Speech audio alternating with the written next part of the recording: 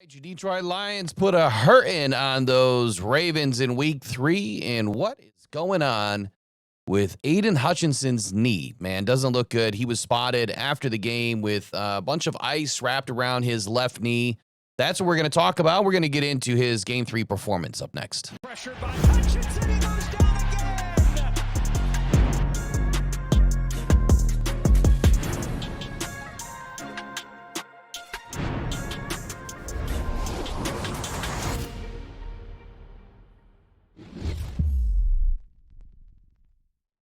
All right, what a performance by Aidan Hutchinson, man, in the week 3 matchup here with the Baltimore Ravens. Now, there was a few things that went on in this game that probably had a lot of fans worried at the very beginning. And honestly, Aidan, he wasn't playing well in the beginning of this game, but he slowly started to turn things around. And you know, late into that third quarter, into the fourth quarter, he really started to pop. My biggest concern right now is, well, what popped in his knee? What's going on with Aidan's knee?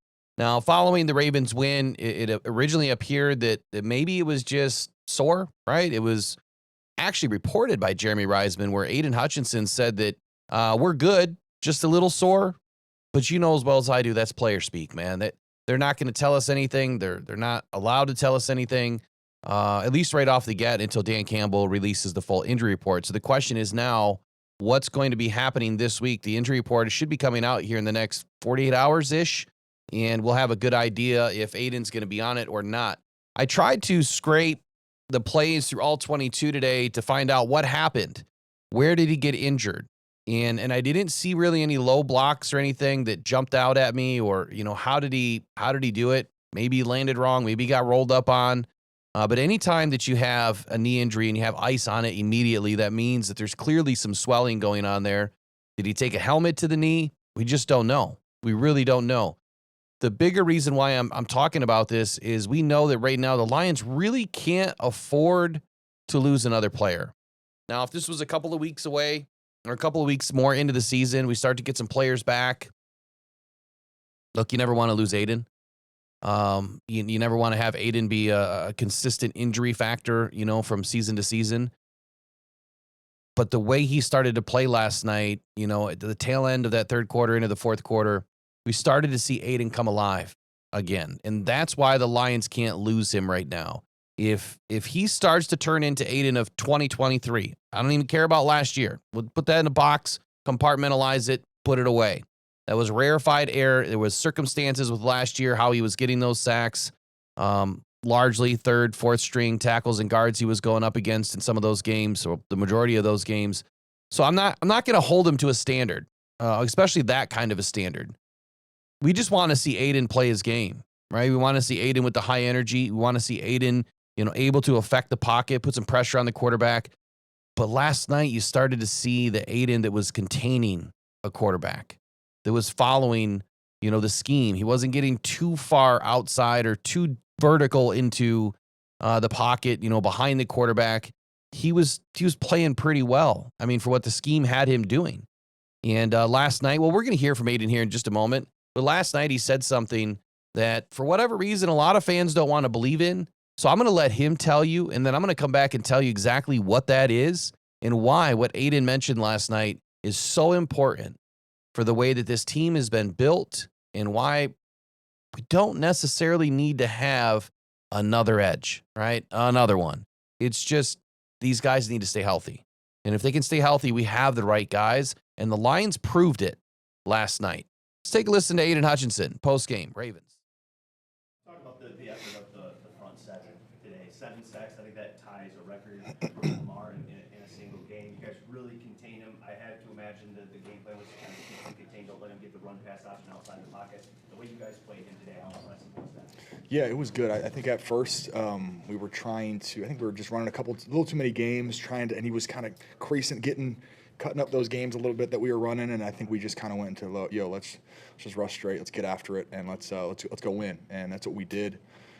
Big shout out for the coverage. I mean, that's what happens when good coverage marries good rush, is you get sacks, and that's the name of the game. And today was that, you know, and we didn't even start off that hot with the sacks. It's something that just kept picking up steam as we went. So I'm really happy and proud of everybody. Quan with 2.5, I think, which is so happy for him, and everyone else had one, I think. But it was really, really good defensive second half, I think.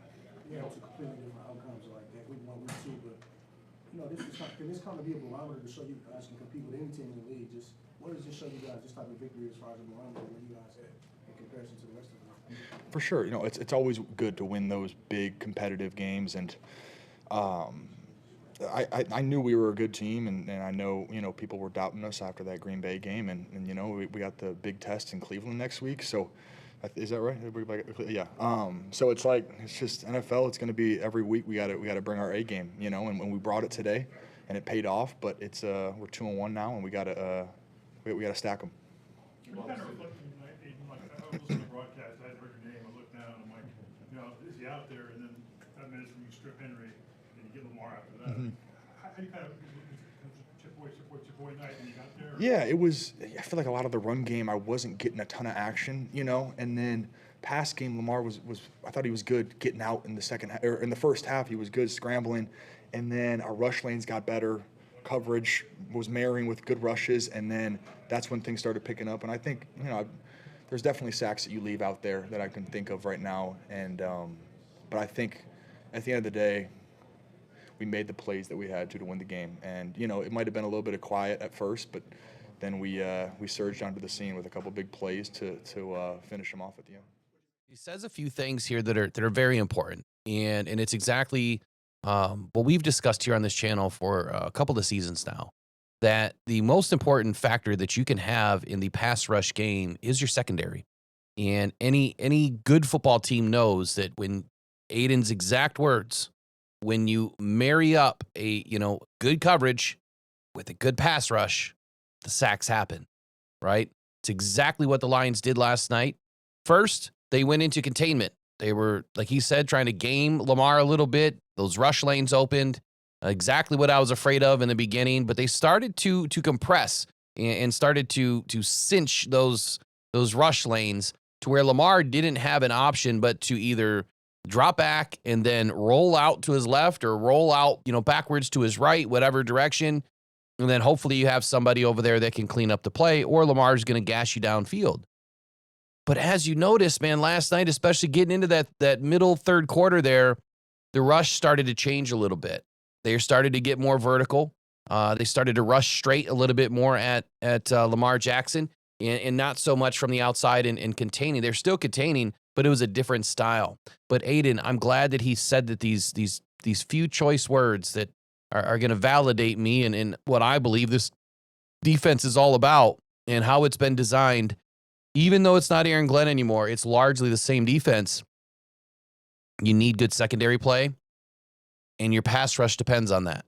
You can't win without it in this game anymore. This is not the NFL of 20 years ago. Right, where the guy like Lamar Jackson who can get the ball out in under 2.25 seconds. I mean, snap and it's out. You're barely even making contact with the offensive line and starting to get your bull rush or any sort of pass rush move working, and that ball's already downfield.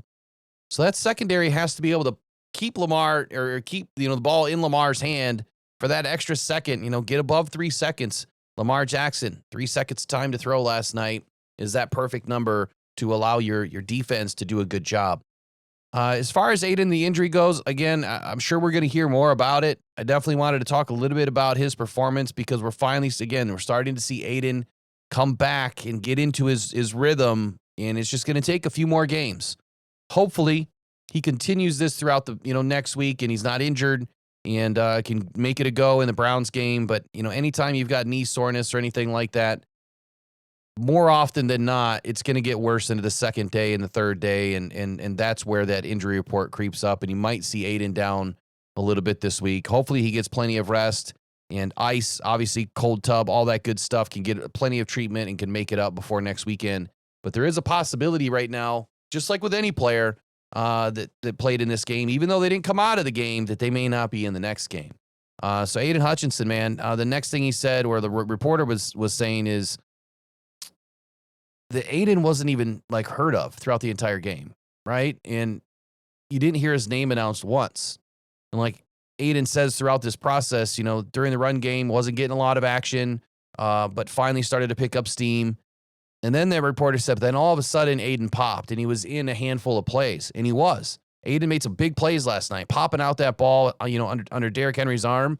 Huge play. Huge play for the Lions. Had they not got the fumble, they probably still would have won the game. But that play helped the Lions solidify last night's game. So big hats off to Aidan Hutchinson, man. I'm glad to see that he's finally starting to get back to himself. And hopefully we're only one more game away and Aidan can get back on that tear of playing good quality football. And I mean, hey, so far so good. I know we expect the world of him. I think he's doing a good job. Hopefully he has continued success, or he will have continued success. We have big faith in Aidan Hutchinson here. So you guys have a wonderful day. That's it for this small episode here of Aidan's injury and what's going on with his performance after the Ravens. And what's next? What's in store for Aidan? Well, we'll find out here in just a few days against the Browns. Pressured by Hutchinson, he goes down.